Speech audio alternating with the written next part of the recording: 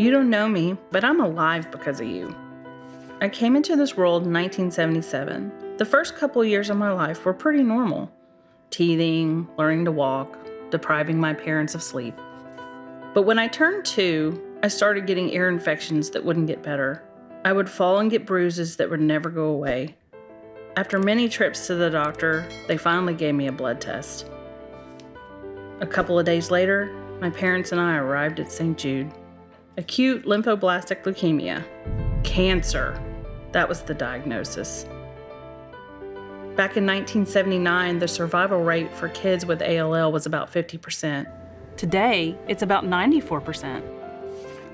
I remember sitting in these huge blue hospital recliners in the medicine room with an IV in my hand and talking to the other kids.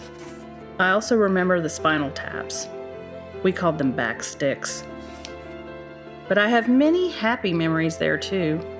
My favorite thing to do was take one of the doctor stools from the exam room and ride it up and down the halls, spinning and bumping into every nurse and doctor along the way.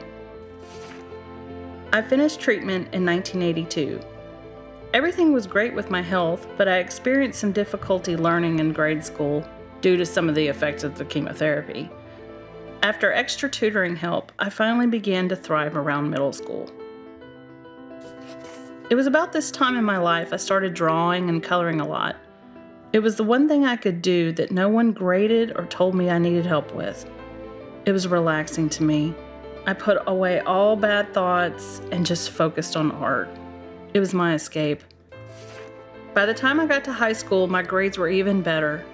I was taking art classes and I was even in the Art Honor Society. When it was time to go to college, my dad suggested I major in graphic design since I loved art so much. When I got my grades back at the end of the first semester, I found out I had made straight A's.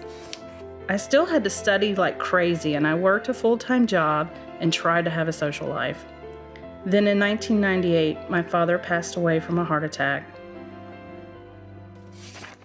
It took me 7 years to finish, but my perseverance paid off because I graduated with a Bachelor of Fine Arts in Graphic Design with honors.